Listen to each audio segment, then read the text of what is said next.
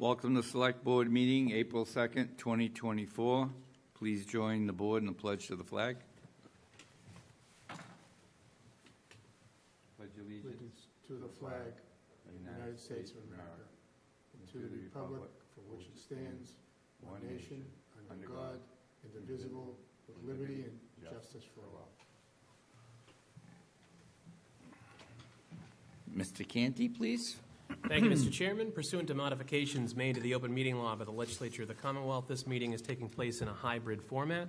We have members of the Select Board joining us physically in person. We may have members of the Select Board joining us virtually over the Zoom webinar platform. Members of the public who wish to observe or participate in this meeting may do so through Zoom. On the agenda on the town website is posted the Zoom login information. They may do so by joining us physically at 26 Court Street here at the Great Hall, or they may do so to observe the meeting by watching us on Comcast Channel 9 or Verizon Channel 47. Mr. Chairman, if there's no other business before us, I would read the executive session language. Please.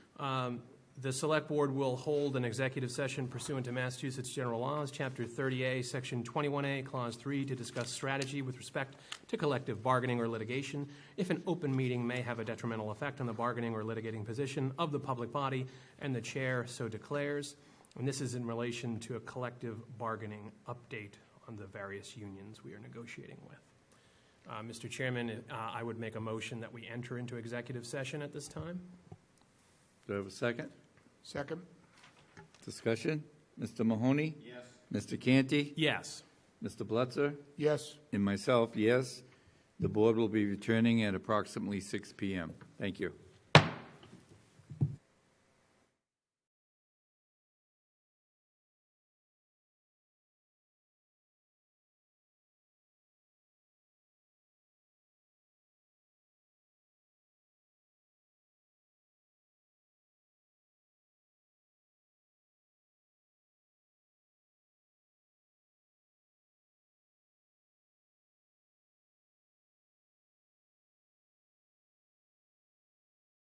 Welcome back, everyone. First item on the agenda is public hearing for Farmer Brewery pouring permit, Mayflower Brewing Company, Village Green North, Andrew Brousseau, manager. Mr. Canty? Thank you, Mr. Chairman. In accordance with Chapter 138 of the Massachusetts General Laws, as amended, notice is hereby given that a public hearing will be held at the Plymouth Town Hall, 26 Court Street, on Tuesday, April 2nd, 2024, at approximately 6 p.m. to consider the application for a new Farmer Brewery pouring permit from Mayflower Brewing Company, LLC, doing business as Mayflower Brewing Company, 0 Village Green North. Andrew Brousseau, manager. Description of premises is as follows. Outdoor beer garden is roughly 0.5 acres. The area is cordoned off with ropes and signs indicating the alcohol boundary that includes tables and chairs, fire pit, musician stage, and gravel/grass areas for sitting or standing. Seating capacity is 50, total capacity is 300. 2 entrances and exits into cordoned off area, 2 shipping containers, 156 square feet approximately, that provide cold storage for the beer, and bar room with which to serve. The containers are for staff only. Anyone wishing to be heard on this matter should plan to attend this meeting. Thank you. Now declare the hearing open. Anyone wishing to speak in favor of this application? Come on up, identify yourself for the record, and make sure the green light's on the microphone, please. Right up here.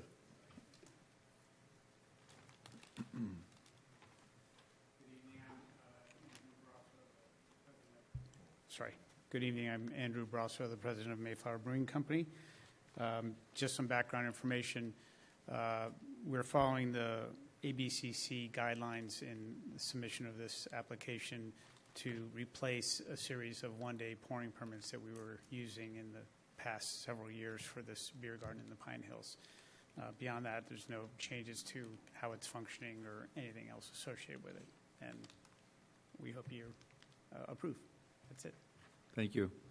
Anyone else wishing to speak in favor of this? I have a question, please, sir. Well, we're going to wait till we come back to it, Charlie. Please. Don't go away. Is there anybody online? Want to ask questions or speak in favor? Seeing no one, anyone want to speak in opposition to this application? Now I'll bring it back to the board for questions. Mr. Blitzer? Yeah, Andrew, I just have a question. So the same thing you've been doing every year up there, and there's no different except that it's a seasonal license. Yeah, they were, the ABCC changed the way this was being done within the state. And so they needed us to apply for, create a brewing license at that Right. facility and a pouring permit on top of that. Which I agree to. I agree that instead of doing all those one-day permits, so, but it's the same, nothing's changed with the structure. Operationally exactly the same. Exactly the same. And everybody, the butters, everybody's happy with you, all the merchants up there are happy, and Yeah, we're Yeah. bringing them business. exactly, yeah, no, I've talked to some of them, so good. I wish you well, and good luck. Thank Okay, you. thanks. Appreciate it. Any other, Mr. Mahoney? Drew, so you're transitioning to this blanket permission. So does that mean, is it 7 days a week now? No. Okay, so what's the schedule going to So look the like? agreement with the days that we're open are driven by, it could be 7 days a week, but the agreement we have with the Pine Hills community and the Pine Hills management is that it's open Saturdays and Sundays and some Fridays. And it's starting Memorial Day weekend and it'll be ending beginning of October. And there might be, from time to time, a additional Monday, like a Memorial Day. Or Labor Day or something like that? Yeah. And so but it's really that. It's not going to be, certainly not 7 days a week and really. But right now, Tuesday, Wednesday, and Thursday are completely out. Correct. Okay, thank you. Any other questions or comments from the board? And well, yeah, that's right. Did you want to say something else? No, I was thinking Mondays, but the occasional Monday, right, yeah. Okay, thank you. Going to close the hearing and bring it back to the board. Second? Motion by Ms. Mahoney, second by Mr. Canty. Discussion? Mr. Blitzer? I vote yes. Mr. Helm? Yes. Mr. Canty? Yes. Mr. Mahoney? Yes. And myself, yes. Thank you. Moving on to licenses and administrative notes. Any questions or comments or any special requests? What's that, licenses? Yes, I have a question on 3D Sandbar. That was on Mr. Viscarella up. If I could bring Mr. Viscarella up.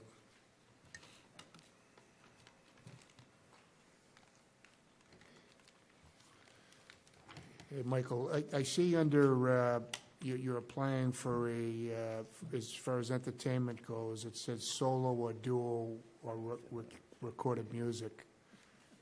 I'd like to amend that license. I think you'll probably agree to doing live entertainment or recorded. Because I know you have a three-piece that you're gonna be using, I think this summer on the weekends. So I didn't want to handcuff you and have somebody call you on that. Yeah, no, So- definitely have, 2 or 3 piece bands down there. Want a little Yeah, bit more so this says flexibility. solo or duo, so I think if we change it, Mr. Chairman, if we could amend that, I'll make a motion to amend it to live entertainment or recorded music. That way, if you got a trio or if you want to put a steel band out there or something like that, it's not going to handcuff yourself, something that's appropriate, for that venue. And I know a lot of people are excited about the oldies band coming down on the weekend, so.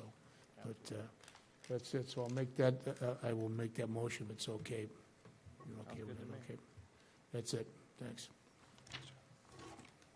Oh, my only question is, can we do that without him refiling, or is it be something he has to, with I paperwork? talked to Lisa Johnson, Okay. and she said you could do it during the open meeting, just amend it to say, instead of solo or duo, say live entertainment or recorded music, and that will cover it, and then she'll change the license. So, Question answered, I guess. Thank you. Any questions from the board on this one? I would only ask that you're in an area where you have a lot of tenants now. So just keep it so that they, they're happy the best you can. And if not, then we'll have to address that. But I wish you well. I don't have an issue with it going into it, as long as you be respectful of them, Michael. That's all. Yeah. Good luck. All right, so we have a motion to amend it. Do I have a second? Second, Mr. Canty. Discussion? Mr. Canty. So I agree with the amendment, and I would just also say for anybody watching, this is something that didn't come to the chair's attention within 48 hours, so it's something that, even though it's not on the agenda, is permissible because it was unexpected and unanticipated, and it's a relatively minor change. Thank Made you. consistent with the recommendation of the licensing agent. Any other discussion? So I have a first and a second, and that was our discussion. Mr. Blutzer? I vote yes. Mr. Helm? Yes. Mr. Canty? Yes. Mr. Mahoney? Yes. And myself, yes. Thank you. Okay. So if there's no other questions as to the licenses, I would make a motion to move all the licenses, including the one we just amended, as a group for approval. I'll second that motion. First by Mr. Canty, second by Mr. Blutzer. Discussion. Seeing none. Mr. Blutzer? I vote yes. Mr. Helm? Yes. Mr. Canty? Yes. Mr. Mahoney? Yes. And myself, yes. Thank you. 4 administrative notes. If there's no questions or comments, we'll take them as a group. I move we pass these as a group. I'll second. Motion by Mr. Helm, second by Mr. Canty. Discussion? Mr. Mahoney? Yes. Mr. Canty? Yes. Mr. Helm? Yes. Mr. Blutzer? Yes. And myself, yes. Administrative notes unanimous. Agenda items, Health and Human Services, Public Health Week programs, and proclamation. Mrs. Brady, Yes. welcome. Thank you so much, as always, for having us. Health and Human Services represented this evening. We just wanted to give you some updates and talk about a proclamation. Just want to thank the divisions for being here. We've got Maureen, Roxanne, Karen, Ann, Consultant Jay Gardner, and Assistant Commissioner Emily Wilson behind me. So thank you. And the goodies that you have in front of you for National Public Health Week are courtesy of the Public Health Division. That is all Karen Keene right there and her staff. So we truly appreciate that, Karen. We like to bribe people with goodies. So, Health and Human Services, thank you for being the bridge to, we're going to start and just give you some updates. Of course, we are the bridge to resources in our hometown. And just want to give you a few spotlight items tonight. And basically, we want to let you know of something very exciting. We put in front of you a hot off the press, literally, no pun intended. We have changed our name. You know, it was formerly Plymouth Opioid Remediation Project, and it just sounded boring, and it didn't have a punch. So it is now called Plymouth Arise, and we have risen. It stands for Plymouth Addiction Response and Improvement Strategies Effort. That is what we aim to do over the next 15 or so years as we roll out the opioid funding. So we're excited in that press release in front of you that was released today to announce that, congratulate our Arise grantees, Bay State Community Services, Brockton Area Multi-Service Incorporated, known as BAMSI, High Point Treatment Center, Plymouth Public Schools, and To the Moon and Back are all recipients, pending contract approval, of course, of opioid settlement money that is going to be given back to our community. Roughly $250,000 will be going out to these local amazing organizations to help hopefully eradicate this in our community. I want it just duly noted quickly that the state has strategies, as we had discussed previously, that they would like to see these monies used for. Out of those 5 awardees, 6 out of the 7 strategies were covered, and we're super excited about that. It's the goal of HHS to support each one in our service community. Although it is not required, it is our goal.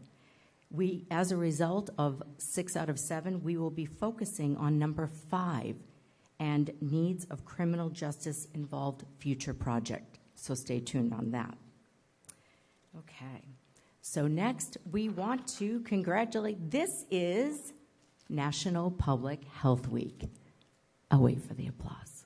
National Public Health Week has come to Plymouth. Harry, you're excited by this, I can tell. Okay. We are thrilled to announce our participation in National Public Health Week. Began Monday, April 1st, and runs through Sunday, April 7th. This year's theme is Protecting, Connecting, and Thriving. We are all public health. Each year for National Public Health Week, the American Public Health Association, APHA, convenes a network of local, state, and national partners to observe a week-long series of events that recognize the contributions of public health and highlight issues critical to improving our nation's health. So pleased to announce that this year, Plymouth HHS has been formally designated by APHA as a local health partner. Big news. Thank you, Emily. So we are all public health. We received that formal declaration, and just so you can see, this is what the spotlight schedule on all social media and outlets have gone. This is National Public Health Week. Each division lists, it's in your packet, each division, each day, highlights a program or something unique in terms of public health. What I really want to point out is we talked so much, and when our town manager wanted to create this department, about unity. When you see that grid, you really see the 5 divisions come together under one roof, truly, for one cause. So it's very, very exciting. And just so you get a little sense, we did a press release on that as well for National Public Health Week. Emily Wilson, our Assistant Commissioner, guru of press releases, did both of those and did an incredible job, both the opioid and this one. You see Plymouth Public Library, you see Health and Wellness for Cal, Town of Plymouth Children's Mental Health Resources under Public Health. Not something maybe you think about, but all of these are interrelated to National Public Health Week and highlights those divisions. You just had a little prelude too. We're just prepping, Chief. Recreation Division, look at that. Get out and about with Plymouth Rec. Our director created that. Love what she did with that. Pop-up playgroups. Did you know that rec department does that? Did you know our veterans are looking for volunteers to place the flags?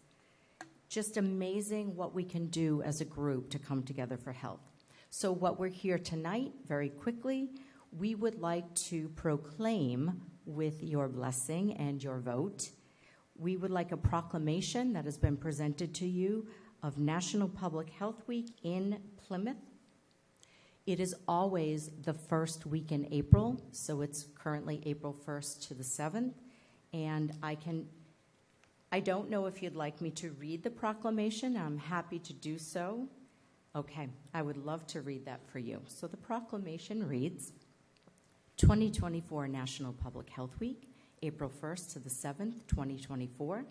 Protecting, Connecting, and Thriving. We are all public health. Whereas the town of Plymouth, in conjunction with the Plymouth Department of Health and Human Services, is honored to partner with the American Public Health Association to recognize, celebrate, and participate in National Public Health Week during the first week of April 2024 and subsequent years. And whereas Plymouth HHS has been formally designated as a local partner by the American Public Health Association on the National Public Health Week website. And whereas the mission of Plymouth HHS is to connect people with vital resources within the framework of a healthy, humanistic, sustainable, and resilient community whose goal is to foster a comprehensive and compassionate social health support system that promotes a culture of belonging and cohesiveness for residents and visitors alike. Whereas since 1995, when the first full week of April was declared National Public Health Week, communities across the United States have observed the time as an opportunity to recognize the contributions of public health and highlight issues that are important to improving the public's health. And whereas the 5 divisions of Plymouth HHS, including the Center for Active Living, Plymouth Public Library, Public Health, Recreation, and Veterans Services, are all grounded in the fundamental truth that health is connected by community, and we are stronger when we work in a united manner to lift everyone's well-being. And whereas the entire HHS department is collectively driven by the ideal that good health is shaped by many factors, and we honor with dignity the commitment to serve as the bridge to resources for those in our community. And whereas the Center for Active Living proudly serves over 15,000 elder community members each year and delivers over 36,000 Meals on Wheels annually to seniors. Whereas last year, the Plymouth Public Library held over 700 programs, circulated over 350,000 items, and welcomed over 174,000 visitors. Whereas the Public Health Division currently serves as the lead coordinated agency for the Regional Public Health Excellence Grant, and in 2023 issued over 2,800 licenses and conducted over 1,200 investigations to ensure the health and safety of Plymouth residents and visitors. Whereas so far in 2024, the Recreation Division has experienced a 13% increase in registrations, with more than 3,500 individuals registered for recreation programs that promote physical and mental health within the first 3 months of this year. And whereas during the month of February 2024 alone, the Veterans Services Division fielded 1,100 phone calls with our most deserving veterans. Now, therefore, the Plymouth Select Board, by virtue of their authority and in recognition of the critical importance of this endeavor, do hereby proclaim the first week in April as Public Health Week in Plymouth, Mass. Additionally, we encourage all community residents to participate in the diverse portfolio of programs designed to help improve the quality of life in Plymouth, America's hometown. Thank you. Thank you very much. Any questions or comments from the board? Seeing none, do I have a motion? I'd make a motion that we proclaim the first week in April as Public Health Week. I'll second that. Motion by Mr. Canty, second by Mr. Helm. Discussion? Mr. Blitzer? I vote yes. Mr. Helm? Yes. Mr. Canty? Yes. Mr. Mahoney? Yes. And myself, yes. Thank you so much. Thank you. Thank you very much. Good job.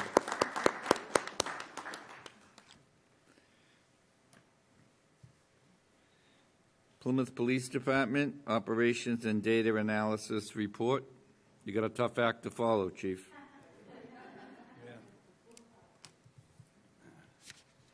I've been meaning to speak with you about the agenda lineup. She's a tough act to follow, as you say.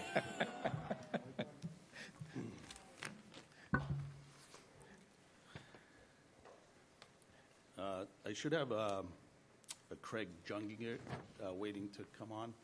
He was the lead consultant for our study.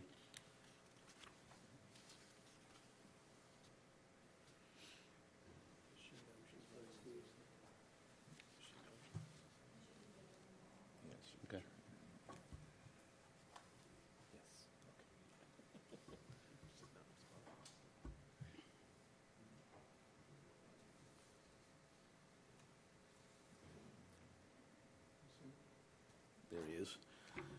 Good evening, gentlemen. Among many of the goals that I wished to accomplish when I was first appointed chief was to have a professional study done of the police department. The intent of the study was to determine whether the department is currently functioning appropriately to provide the best possible services to the community. In addition, I wanted to hear, to the extent as possible, what we could do to prepare for the future growth of the town of Plymouth. At the fiscal 24 Springtown meeting, I received funding and immediately began the process of locating a vendor to conduct the study. In the end, we were able to contract with the Center for Public Safety Management, led by retired Police Chief Craig Junginger of the Gresham, Oregon Police Department. His team began the evaluation of the department in, I believe, late summer, which included interviews with various members of the department, policy and directive reviews, and a tour of our facility and the community. The study was completed just after the first of this year, and I'll turn it over to him to give his presentation. Thank you. Well, good evening, Board. My name's Craig Jeniger. I'm a senior manager with the Center for Public Safety Management.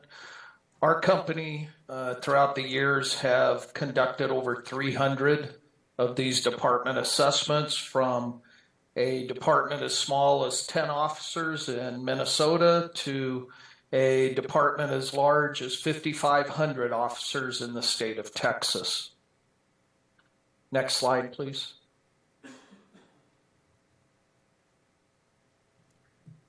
So the people assigned to this project, the four of us, between the four of us, we're all retired police executives. We have over 100 years of policing experience, with about 30 of those years being police chiefs in mid to large size organizations here in the United States. Next slide, please. So our methodology on how we conduct these assessments are the same for every agency, whether it's a large agency or a small agency. We approach them the same way. It all begins with the data, and we're a data-driven company that bases our interpretation of the data when we make our recommendations. The data that we looked at was from July 1, 2022 through June 30th, 2023. Included in that, as the chief said, was a site visit for 2 days in the PD. And during those 2 days, we conducted focus groups with sworn and civilian staff and supervisor and line level employees. We also reviewed documents and did operational and administrative observations of the organization. Next slide. So some of the general observations that we as the consultants saw during our visit, and after talking to people, we found that the department's employees truly like working for the agency because it makes them feel like family. They all seem to get along. The police chief is well respected and well liked. Employees in all of the groups stated they liked the direction the department was headed. Some of the things that we found: the department should take advantage of technological advances across mobile platforms. A lot of what's going on in law enforcement now is technology driven. We found that the department needs a restructuring in several areas to be more effective and efficient. There's numerous opportunities in the department to civilianize positions that are now being done by sworn personnel, meaning police officers. We found that in the future, the town's population is going to grow, and with that will present challenges for the PD into the future, and that the department must move forward with implementing the body-worn cameras and the vehicle cameras. Next slide, please. So our report was 185 pages, and I must emphasize that this report is not a fix-all for the department. What we say is that it can be used as a roadmap to making the agency more efficient and more effective in the way that it operates. With this report, there's 110 recommendations. Some, but not all, will be covered in this presentation.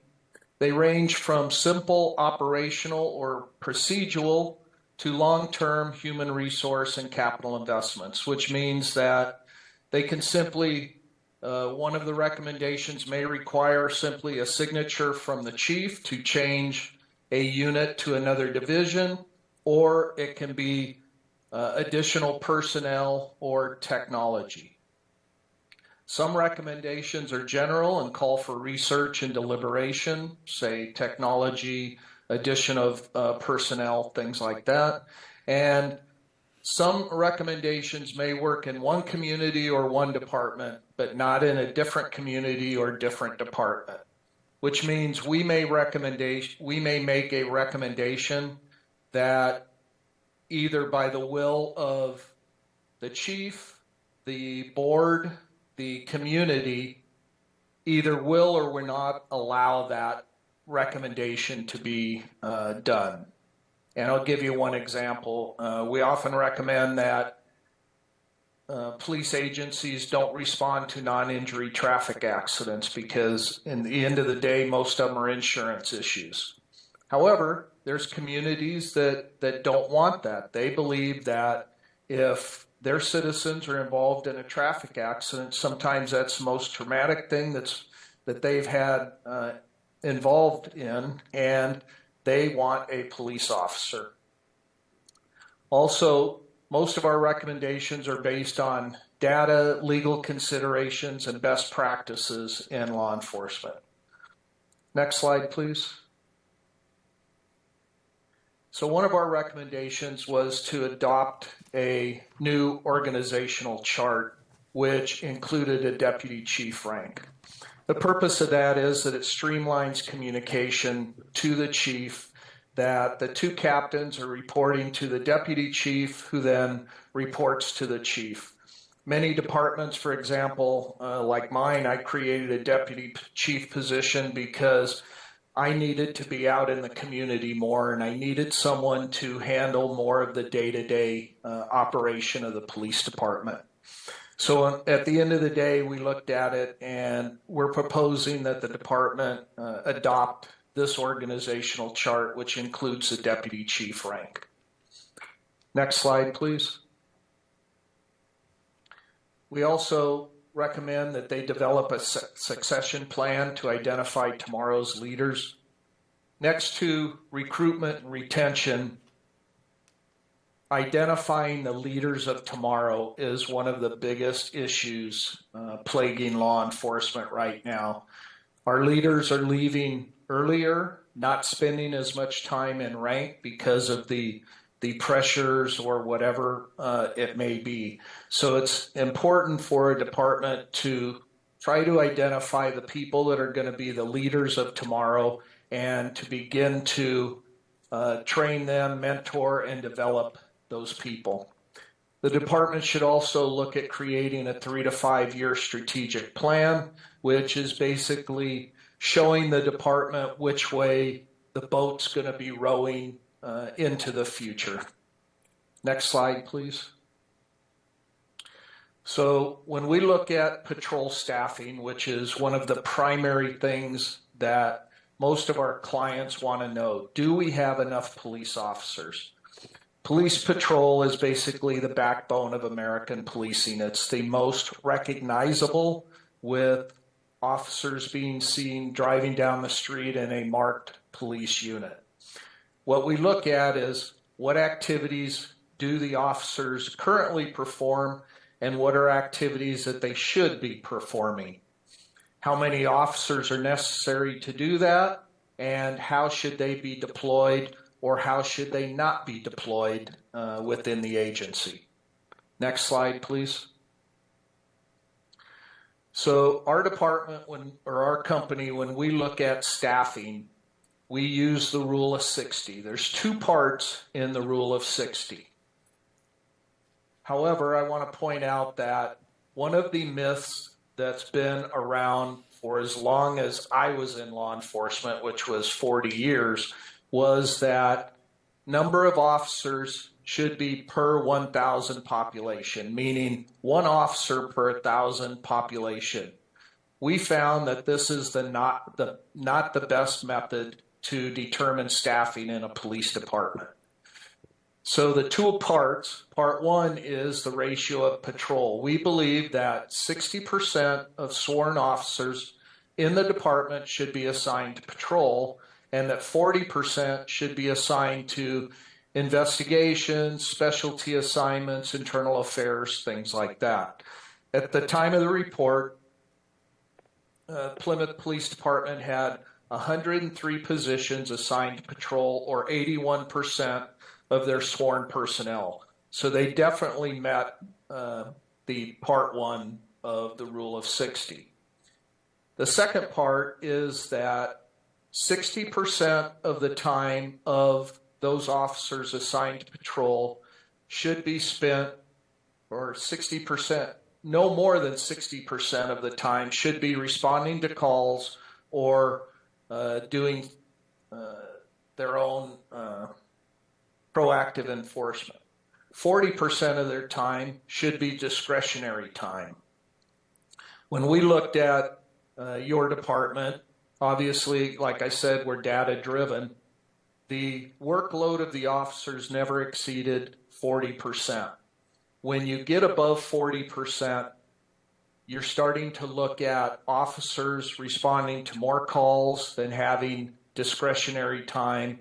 And once you get to 50, 60%, officers are basically, patrol is becoming stressed and they're responding from call to call to call. Currently, that's not an issue with Plymouth Police Department. However, there is a caveat that when we looked at workload for your police department, your current record management system does not allow for the tracking of time spent on report writing, in-house training, admin work, breaks, such as that. So when you look at the chart that I'll show in just a few minutes, where the workload, the total workload is, it's going to be considerably higher than that because the system doesn't track those things. We just can't say how much higher that workload is going to be. So when I talk about 40% of the time discretionary time, that's time that's used for proactive enforcement, citizen engagement, things of that nature. Next slide, please. So this is the chart that I just spoke about, and this is from summer 2022, and it's a weekday. We looked at the average of the weekdays, and the busiest portion of the day begins about 9 a.m. and continues about midnight. The green line is the total workload of the police officers during the day. So you could see at about 11 a.m. through, I don't know, maybe 9 o'clock p.m., the officer's workload is between 30 and 40% on average. The yellow one is the community-initiated work, and that's the radio calls that they respond to. So as I said previously, their workload, that green line, may be higher. It may reach up to the 40% or even more sometimes during the day, but we just don't know that because of the system doesn't track report writing time, booking evidence, things of that nature. Next slide, please. So in operations, which is basically the patrol part of the police department, we recommend that they create civilian positions to take the cold calls that are being given to the police officers now. Say, for example, a burglary where there's no suspects, a theft report where there's no suspects, things like that.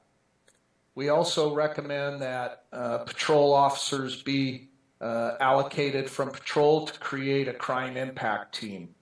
That team would look at areas in the city that are becoming problematic or that are problematic and find solutions to reduce the crime. Excuse me. We also believe that some of the work being conducted by sergeants needs to be given to subordinates. For example, jail bookings, the chemical testing for drunk drivers, things like that. And the reason for that is you want sergeants out there focusing on supervising the officers. There's two primary things that police departments enter into litigation over, and one of them is failure to supervise. So you want your sergeants out there doing supervision instead of inside the station booking arrestees. We also recommend that the department find and work with a third-party vendor to develop an online reporting system. That's so a citizen can merely get online, fill out a crime report, whether it meets certain requirements, and then the report will be approved by a police officer and a case number will be generated. Most police departments we've studied all have some type of online reporting system. We also recommend that the department conduct a yearly performance review on each of their employees to hold them accountable, and that we recommend that the department reallocate 4 officers and 1 sergeant from patrol to create a full-time traffic unit. Almost every agency that we've studied, whether it's large or small, one of the biggest issues within an agency is the safe flow of traffic within the city. Some cities are worse than others, but it's usually the number one thing. And if you ask the citizens in the community, that's usually their number one item. Next slide, please. So we took a look at the Harbor Master Division, and that was an interesting one. But we recommend the Harbor Master be located in the Operations Division and report to the Operations Captain. We know that's changed, different ways over the years, but that's the way that we recommend that it be operated. We also recommend that the city or the town conduct a salary study for seasonal employees to maintain and to retain those employees. Make sure that their pay is commensurate with other neighboring agencies that are all competing for the same people. And lastly, continue using available grant funding to purchase the vessels. Next slide, please. So one of the things that I always speak about when I do presentations is the response times. Response time is the time from when a citizen picks up the phone until a police officer gets to their location or knocks on their door. Response times have 2 parts. One is the dispatch portion, the time when the citizen calls in, the phone is answered, until the time that the call is dispatched. That's the dispatch time. Dispatch means sent to the officer or relayed to them over the radio. The next part is the travel, which that's from the time the officer receives a call until they arrive at the location. Out of the 2 parts, travel is the one that sometimes there's no way to really make that quicker, because there's times that officers may be close to a location where the call is being generated, or they may be farther away. It may be certain times of the day when traffic's heavier than other times. The dispatch area is the one that some focus can be given to reduce that time. And as you can see, some of the times, most of them are within the 2 to 3 minute range. For most agencies that we've studied, we like to see the dispatch time between 1 to 1.5 minutes that it's being dispatched. Now we know that you recently contracted with the Sheriff's Department to do your dispatching, so hopefully those numbers will come down with the advent of contracting with the sheriff's department. Next slide, please. So, as I said, there's two major parts in a police organization, the patrol and then criminal investigations. So when we took a look at your criminal investigations division, our recommendations are that the department should consider a detective rotation schedule of 3 to 5 years.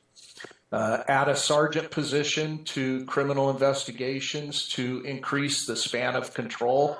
Span of control is how many people does a supervisor supervise? And we found that in CID, if there was an added sergeant position, it would be 1 to 7.5 detectives. Usually the span of control in law enforcement that's recommended is 1 to 6, but adding a sergeant will get that close.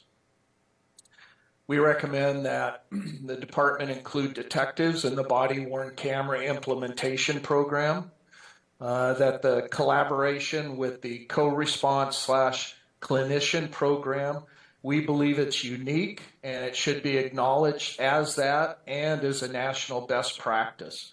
We highly recommend that the department continue with that program. The department should also develop a database to track cases assigned to the investigators and to add a full-time civilian crime analyst to its current staff. Crime analysts can take data and provide information to the officers where crime is occurring. We also recommend that detectives be assigned as specialists to violent and major crimes.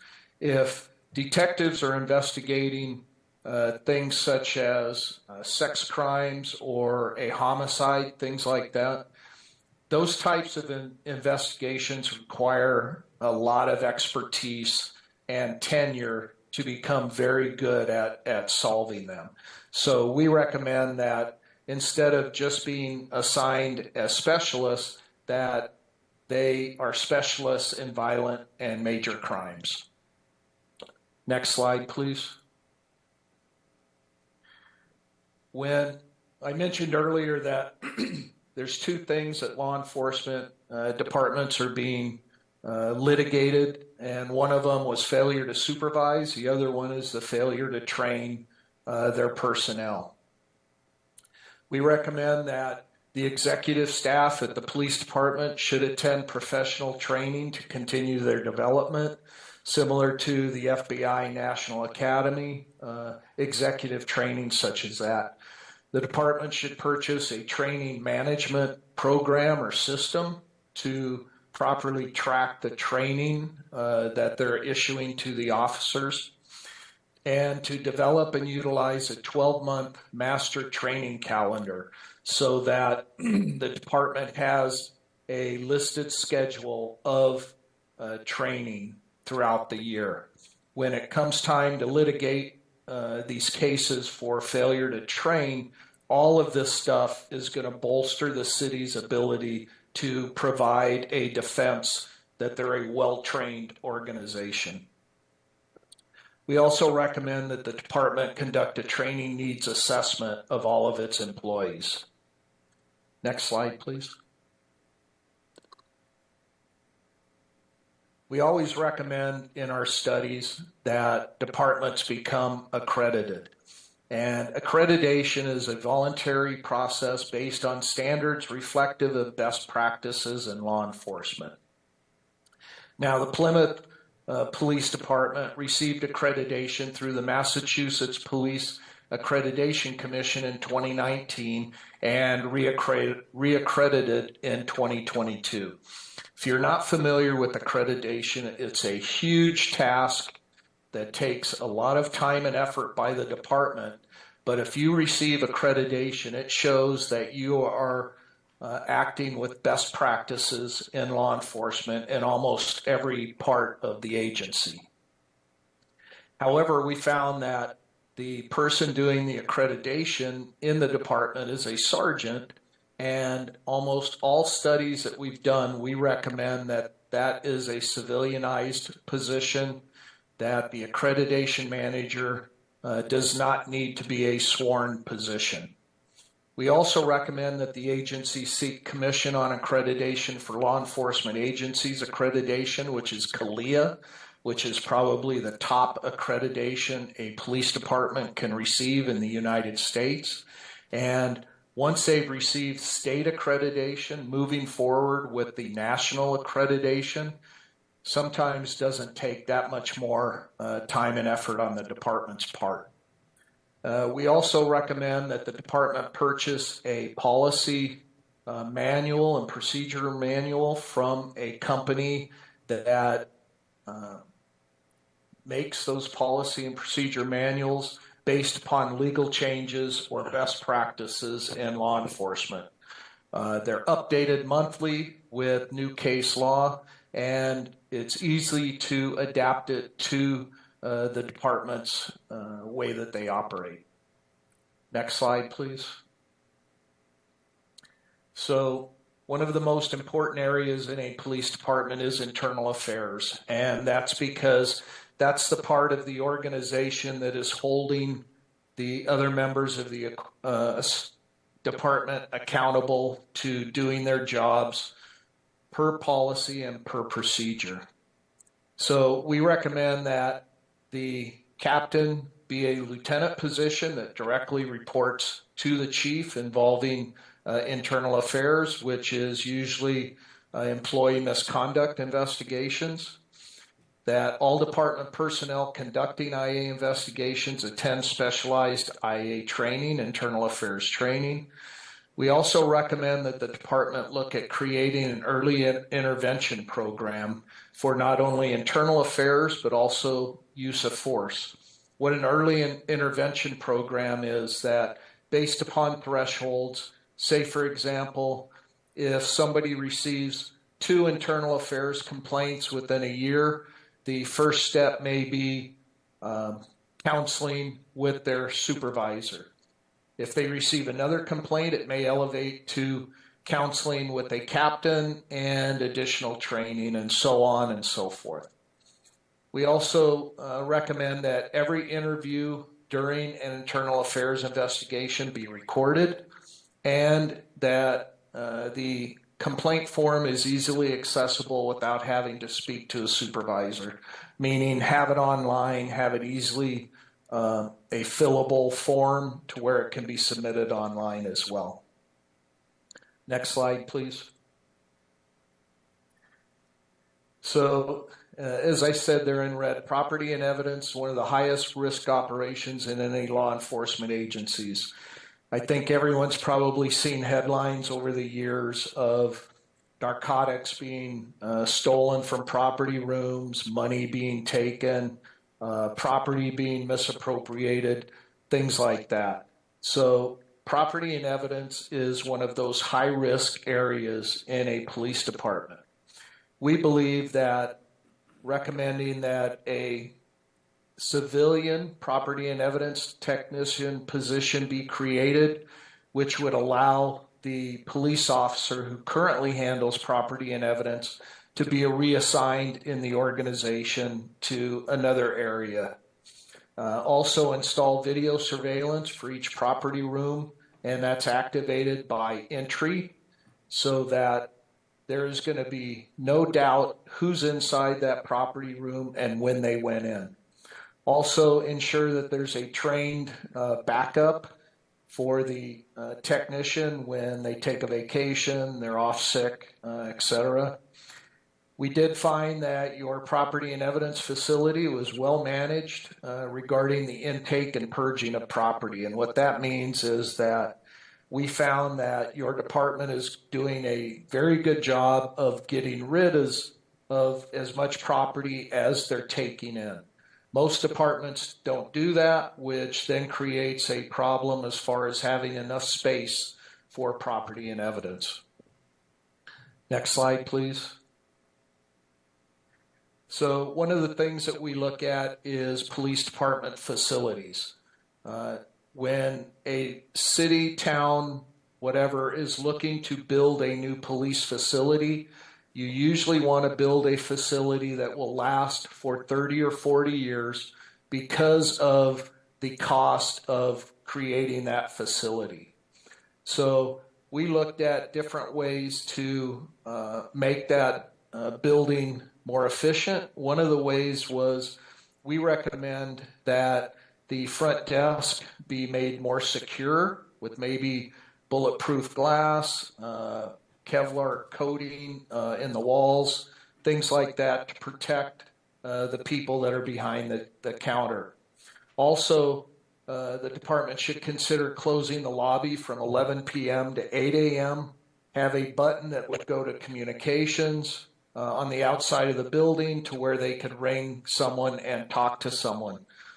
Most police departments, the activity, especially in smaller towns or cities, there's usually no one going into a police lobby from 11 p.m. to 8 a.m. We also believe that what is now being handled by a police officer at the desk position could be a civilian position, and that would be another opportunity to reassign that officer somewhere else in the organization. Next slide, please. I'm sorry, could you go back to the last one? I missed the first one. That I believe at this point the town needs to be looking at how they can increase the size of the department, whether that's adding on, reconfiguring, doing something, because as the city continues to grow, which it will in the future, that the needs in the department is going to be have to be larger. Last slide, please. Thank you for giving me the opportunity to present this report. We put a lot of work into it. We think it will be of value to the organization. So with that, I'll take any questions that you may have. Thank you. Mr. Canty? Thank you. And my question is for the consultant or reviewer would be the title, but if Chief, okay, consultant. So, but Chief, if you have anything to add to any of these, feel free to join in. So I guess I have one that kind of kept coming up. I understand some of the civilianizing of certain positions to free up officers to do more, police required work as opposed to work that could be done by a civilian. Some of the specific ones that you mentioned, though, did seem like they would require a certain level of police or police-adjacent training, such as civilianizing the cold case, like for a burglary. Like I imagine that's something like you were away for a weekend, somebody broke into your house sometime over the weekend, you have no idea who it is. That's who you're talking about there. The evidence locker, obviously there's chain of custody issues related to that would require some type of police or police-adjacent training. So I guess if we're, with those types of positions, if we have to train the civilians in a way that's similar to a police academy type of training, is there that much value there, do you see? Or is that maybe not worth the effort there? Could you opine as to that? Well, I'll use the property and evidence as an example. So you're using a police officer that went through, I'm not sure exactly what the training is in Massachusetts, but here in California where I'm at, a police officer will go through 1,200 hours of training to become a police officer, with an additional 40 to 60 hours every year of additional training. A property and evidence technician that's a civilian can be trained easily in a 40-hour course or 2-week, an 80-hour course on how to do property and evidence, and then only need maybe a refresher of 5 to 10 hours every few years by attending a conference or some additional training. So, you spend a lot of money. What most people don't understand, to get a police officer from the date that they're hired or begin the testing until they're a fully functioning solo police officer is usually about $100,000. Okay. You want to spend that $100,000 where it gets you the best bang for the buck and use that police officer as a police officer and not booking in property and evidence. Okay. A couple other things. You mentioned on one of the slide, Criminal Investigations Division, a detective rotation of 3 to 5 years. Do you mean you'd be a detective for, say, 5 years and then you'd be transferred to, like, patrol again or to some other? Or so you'd only be a detective for that 5-year period and then you'd be rotated into another completely different area of the department? Well, what we usually recommend is that there's a rotation in detectives. When a police officer goes into detectives, they learn how to investigate cases, file cases, work through task forces, those types of things. If you have a detective that makes detectives, say, in their 10th year of law enforcement, they could conceivably spend the next 10 to 15 years in that same position. What happens is that officers in patrol then may not get as many opportunities to work investigations, which, we believe that it's important to widen the breadth of knowledge and experience that a police officer has. And if they're rotated in and out of detectives on a regular basis, then that provides them that additional knowledge and experience that they can now take back and also use in patrol. But one of the main things is that it helps to retain employees, that if somebody comes into the department and is assigned to patrol, that they know that within, maybe every year somebody's rotating out, that there may be an opportunity to go into detectives instead of having to wait many years until somebody retires. But couldn't it also, if you liked being a detective and you got rotated out, might you want to apply to, say, a local municipality to remain a detective if you didn't want to go back to patrol? So that's always a possibility. Okay. But in my agency, you could do the 5 years in detectives, rotate back to patrol for a year, and then you could put back in for detectives. It doesn't mean that you can never go back into detectives. Okay. All right. You mentioned the clinician position and how that was unique. Have you seen anything? I mean, I think it's been very successful. I know in the last year, I think there was 356 different responses, so almost one a day.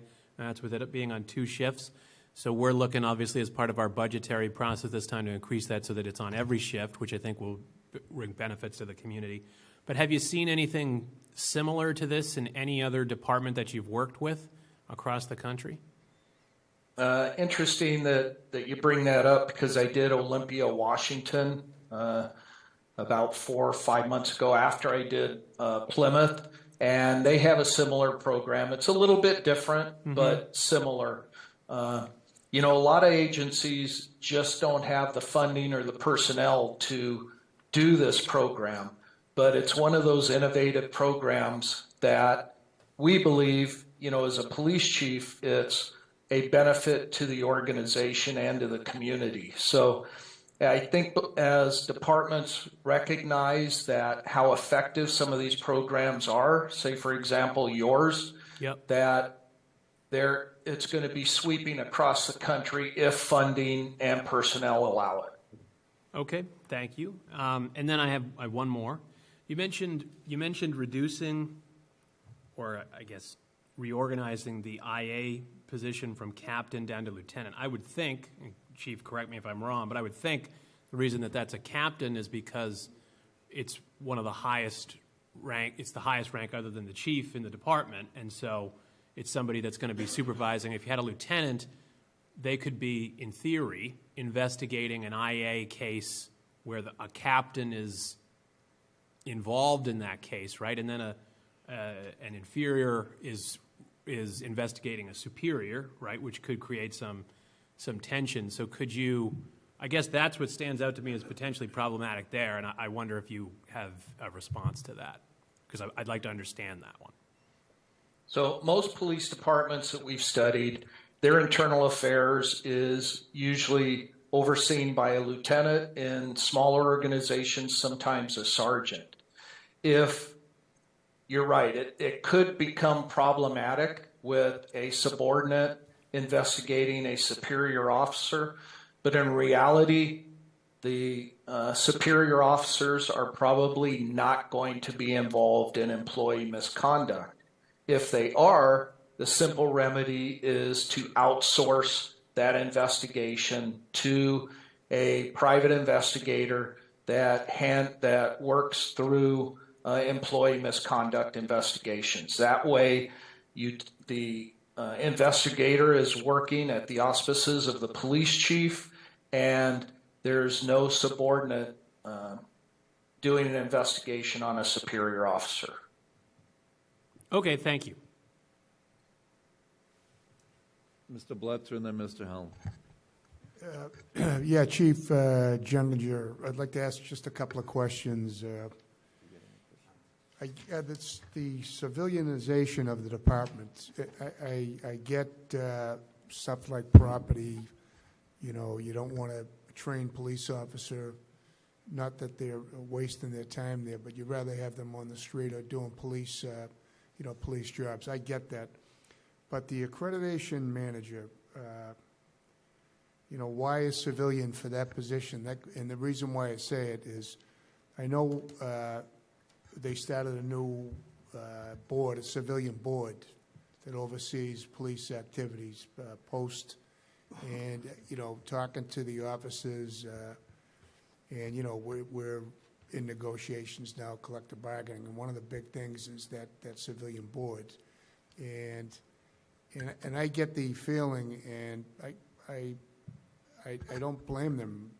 They don't feel like it's being supervised or being overseen by folks that possibly have never been in the police in law enforcement. It'd be like having a medical board with no doctors on it, I guess. So I would think that the accreditation manager should be somebody with a law enforcement background. And if I'm wrong, could you tell me your reasons why a civilian? Well, the accreditation manager is basically ensuring that they have all of the documentation, processes are being followed, and that they've collected everything that's required for the assessors that do the accreditation. Now, what you're talking about of supervising maybe a civilian board, that's a whole nother thing that, my experience, I believe that more civilian review boards need people with some type of law enforcement experience to understand how police officers operate. But as far as just the accreditation, it doesn't require anyone with any police knowledge, because all they're doing is ensuring that things are collected to meet the requirements of the accreditation. Now, a lot of times the accreditation manager has to go to superior officers in the organization to get data or things that they need. But for my organization, I had a civilian accreditation manager, and I just ensured that my executive level officers understood that when my accreditation manager came to them and needed things, that they were to provide it. That accreditation was important to me and important to the organization and important to the community. So as far as just the accreditation part, it could be done by a civilian. Now, as far as the civilian review board or whatever it is, I don't know enough about that in your town to know if that needs a law enforcement person. So that accreditation manager could be somebody from Human Resources, possibly, to make sure that they have all the accreditation, because that's basically, I understand why, the training, it's all liability, make sure the officers are trained in case they get into a situation where there's a lawsuit. And I get that we want to have trained officers on the street. That's one of the big reasons for it. Anyway, you answered that. The next question I have is, what's your opinion on body cams and the officers Because that's obviously another controversial issue, too. What's your opinion Well- on that? Well, I guess I can say I implemented them in 2 of the organizations where I was the police chief, and I think I could probably safely say that over 90% of the law enforcement organizations in the United States are now using body-worn cameras. Do you think it's more of a benefit for the officers or for the general public? I think it's both. Both. It holds both accountable. I agree. So, anyway, okay, thank you. And the last thing is, the Chief, I want to commend you on the clinician program. I knew when you started it that it was going to be a great program. To hear from a consultant from California say that it's, that it's it's been recognized as a best practice, that's really something, and to call it unique. So you should be proud of implementing that and the success that that's had. And I don't see, if like I said, it's dollars and cents, but any department that can afford to have that position, it's invaluable. It really is. So anyway, Well, thank you very much. Kudos to you, Chief. I couldn't do it without the men and women who were involved in the program, and absolutely could not do it without Child and Family Services. Mr. Helm? This question, I guess, would be for both of the chiefs. Under operations, you suggest, one of the suggestions is reallocating 4 officers and 1 sergeant from patrol to create a full-time traffic unit. I think you did, Chief Junginger, you did correctly identify that as a traffic and traffic violations as a primary concern of residents, and I think that Plymouth lives right up to that. It's speeding, illegal vehicular noise, and illegal behaviors are pernicious in our town. So I guess, Chief Flynn, when you see that, how do you conceptualize that? What areas do you think that this would help improve our responses, focus our responses? And Chief Junginger, if you want to jump in with any thoughts along that. Well, we're already in the process of coming up with some of the basics of starting this traffic unit. We hope to have it up and running by midsummer. We have to get the right people in there. We have to get the right policy, the right direction for them, but we hope to have it up and running very, very soon. Would they be out and about? Would they be ticketing people who have put illegal pipes on their pickup trucks or on their motorcycles? That'll be part of their duties. That'd be part of it? Yep. And my goal, my hope is that it's an autonomous unit who the supervisor runs as they see fit, the hours that they see fit, the locations they see fit. My hope is that that unit would be pretty much the reception area for complaints and review of reports with the assistance of the crime analyst that I'm hoping to obtain as well, and let them run with it. So you see them as being flexible to allocate themselves into certain areas if you're receiving a lot of complaints from a certain area? That's my goal and hope. Excellent. Thank you very much, Chief. Any other questions or comments from the board? Mr. Mahoney? Chief Flynn, so I think the report just reinforced what you've brought to our attention in the last few months, is that your current infrastructure, department headquarters is inadequate. I didn't want to be that guy, but I know that the town has done a lot already to improve a lot on a lot of its facilities. I'm not looking for facility right at this moment, but as Craig said, I think it's something we need to plan for and start looking ahead. And whether expanding what we have or finding another location. In 6 to 10 years? Yes. Not 2 to 4, but at least put a plan together and know what we're up against I will moving be forward. going, yes. And somebody else. just out of curiosity, if that building had to be built today, do you know how many incremental square feet that you would, in a perfect world, want? I don't have that data Okay, for you. all right, no problem, Chief, thank you. Mr. Bletzer? Yeah, Mr. Chairman, my questions just have to do with Chief Flynn. I don't know if Chief Jennifer wants to stick around, but this is for Chief Flynn, some questions, not to do with the study, but I don't know if I should save it for new business or talk about now some of the problems we're facing in Plymouth. I can wait if you want to finish up this portion. Yeah, and I'd like to, let so Craig we go. can get the chief, he's out in California, so we can Zoom him home. But, so I'll wait till new business, so anyway, thanks. No other questions or comments from the board?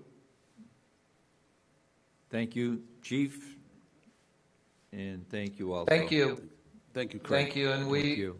all of the people involved in the program from the police department were very accessible to us, provided us what we needed, and our team members enjoyed spending 3 or 4 days in your community. So thank you very much. Thank you again. Thank you, Chief. Anyone wishing to speak under public comment? Ms. Westgate, anybody online? No? Okay, town managers report, please. All right, so I got just a few more updates. There's mostly DPW updates. So I mentioned a couple weeks back, the Water Street project continues to move forward very well. We're hoping that we will be, off the streets sometime in early to mid-June. But the most current update on the Interceptor project is that there's about 300 feet remaining, and that's the section of road from Brewster Street to the DCR restrooms. Starting next Monday, so April 8th, that section of road will be closed. And that's going to be closed for about 6 weeks. The DPW staff have already notified all the abutters, going door knocking, door to door. A detour plan has been put on the town website, so folks are aware, and message boards will be deployed as well. The area in front of the old Isaacs building will be reopened for parking, so we are providing some relief as soon as possible to the businesses down there. So we're hoping, starting next week, we get about 6 more weeks of construction work, and then after that, we'll move forward and put the road back together in preparation for this summer.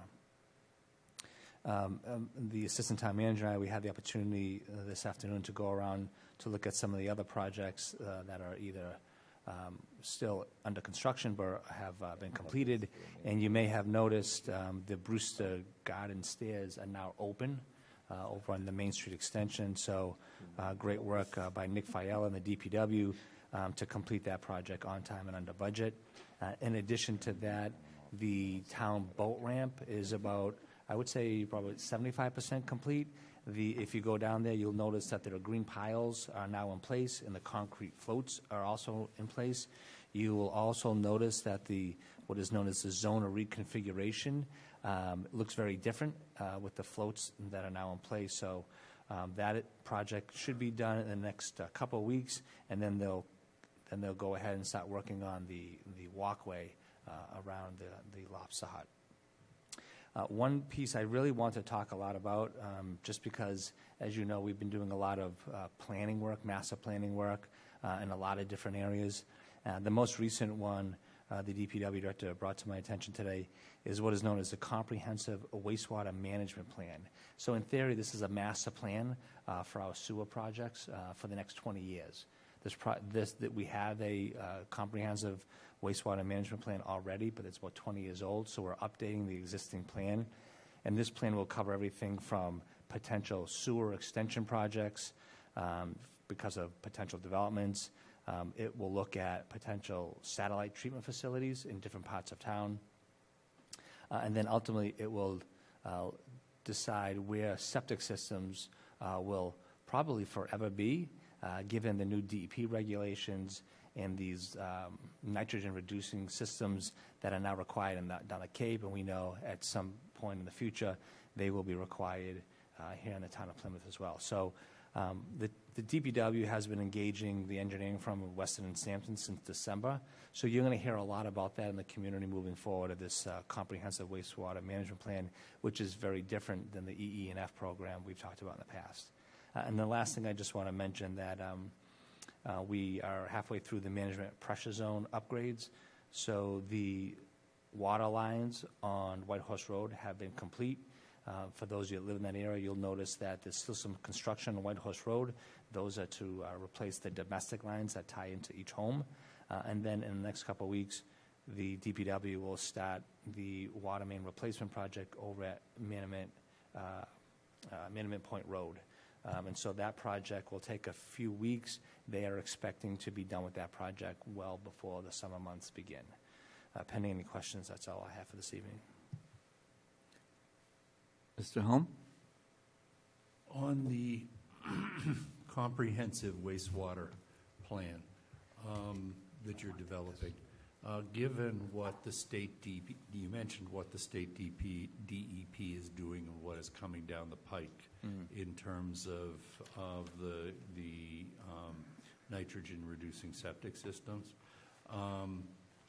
will our Director of Health Department be involved in this? Because I know of no one who's more knowledgeable about what the state is planning to do to us in less than 10 years around this. I was happy to hear you mention satellite sewer treatment areas. That was music to my ears. But I do know that Director Keene is one of the most knowledgeable people around in what they're planning to do and would serve as good advice to whatever the DPW is thinking. Yeah, I think that's a great recommendation. I'll certainly follow up with both Ms. Keene and our DPW director to make sure that takes place. Thank you. Any other questions for the town manager? Comments? Seeing none. Moving on to new business. Mr. Mahoney? So I attended my first harbor committee as the select board liaison a couple of weeks ago, and it was roughly a 2-hour meeting, but the big takeaway was that they want to make sure that they have a seat at the table with respect to the citizens advisory committee that we're about to put together, talking about, you know, the wastewater that comes out of the plant and potentially, obviously, diverting more of that into the beds. So I don't know how we're going to, I think we agreed to a 7-member committee, but they just want to make sure that they get a slot on They that. have somebody on there? You got it. Okay, duly noted. Correct, Mr. Assistant Manager? Thank you. Mr. Bledsoe? I have a couple of questions for the chief. Chief Flynn. Hi, Chief. How you doing? I'm doing fine. As we had a conversation by text last week. I got a couple of calls about an article that come out in the Independent about the violence in our downtown from a couple of the bars, and that I read the article, and it was very negative about our downtown. It's everything we're trying to do. That our town manager, since he got here, has been trying to help revitalize the downtown, and the board is all in favor of doing that. This negative press does not help us. So I was wondering, do we have a plan to, I mean, we are the license board, and I think that we have to know about any incident that happens in any licensed premise. We have to know about that. And at some point, I think that they have to be made accountable. We have to bring them before us. We have to. There have to be some ramifications if they're repeat violators. And I don't want to. Last thing I want to do is hurt anybody's business. But having a liquor license is a privilege, and it's not any different than having a driver's license. If you violate it, you could lose that license. And for them, if they lose their license, they lose their business. So I don't want that happening. And this is not being threatening, but I think we have to control the negative activities, the fights, vomiting on the sidewalks, and this is, I got a call from a business person who owns properties down there, very, very upset about what we're going to do about it. And, you know, he says, and he's right, Sunday, I was walking Easter Sunday at 9 o'clock in the morning. I was downtown, one door down from a license holder, and there was throw up all over the sidewalk.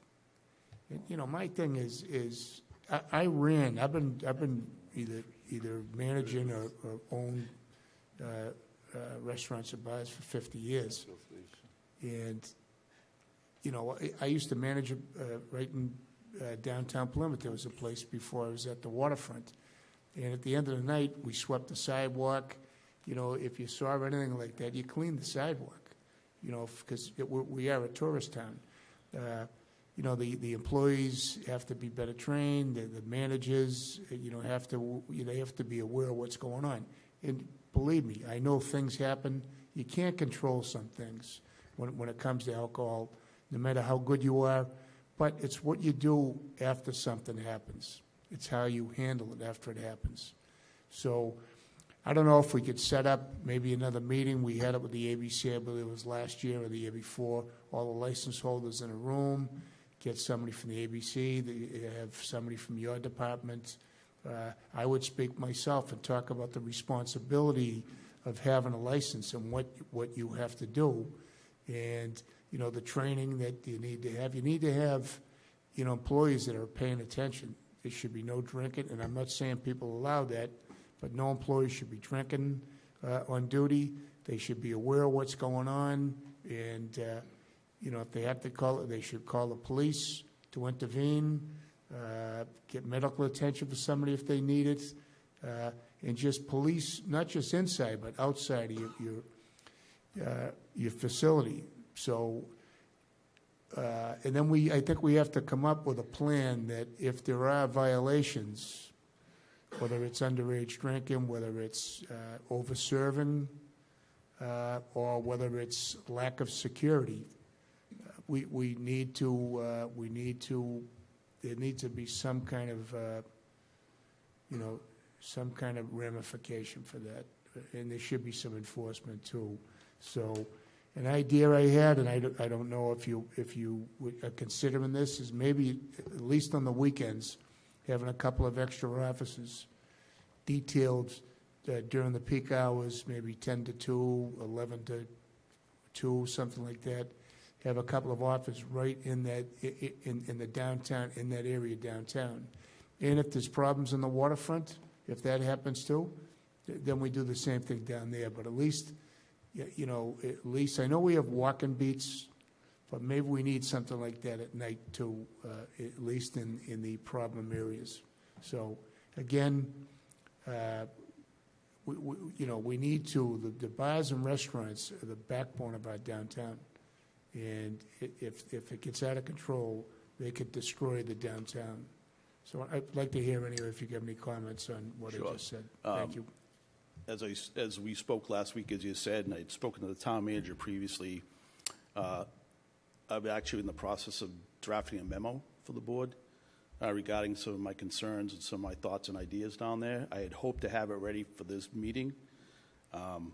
Unfortunately, I had some personnel issues last week that I had to address, and I'm hoping to have that for you within the next couple of weeks.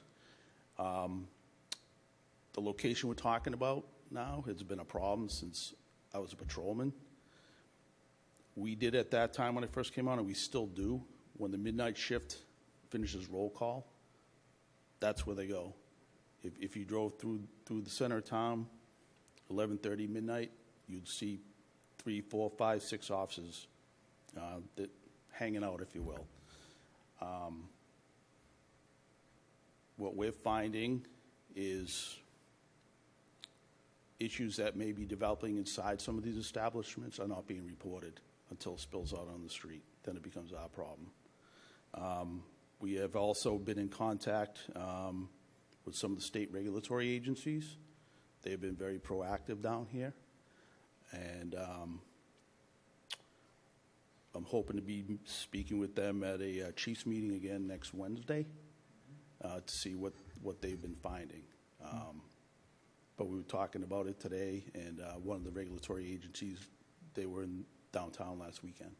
So we know what you're talking about. As I said, I'm working on a draft memo for you, and I hope to have it to you shortly.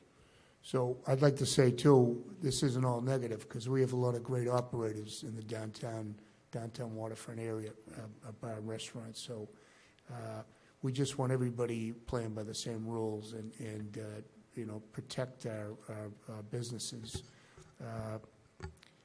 I can tell you, in Boston, every time the police get called, you go before the license board. Every time there's a fight, if you don't call the police and there's a fight and they don't get called, you go before the license board. That's even worse. Right. So they're very, of course, they have a full-time board there, and that's what they do. But they take violations very serious.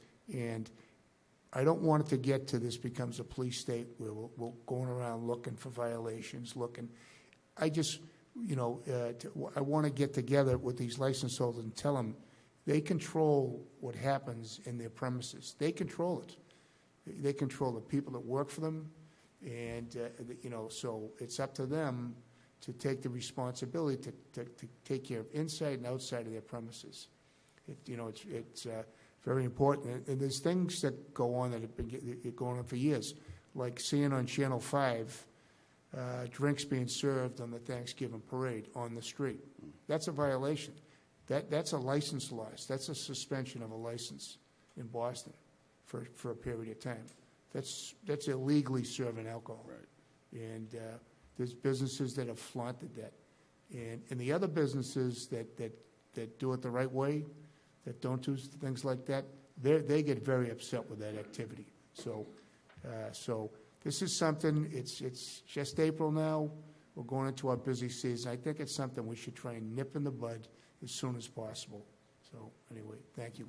Welcome. Anything else on the new business? I have a couple things. Silvio, I'd like to start by saying I wish Ginny Flynn the best. It'd be foolish to say that I'm going to miss her. I enjoyed working with her. She was easy for me to work with. That being said, as we move forward, we seem to be going through executive-secretaries, if you will, quite a few. In my tenure, I've never seen the turnover that I've seen in that position. So I am very much interested in sitting on the review committee, and if another member on this board wants to join me, I recommend it, that we sit in on these interviews and make sure we get somebody that's going to fit the bill and what their expectations are and what our expectations are. However, if it wasn't for the situations that I've been seeing, I wouldn't even bring this up. But due to that and my concern, I'm going to ask that we do that.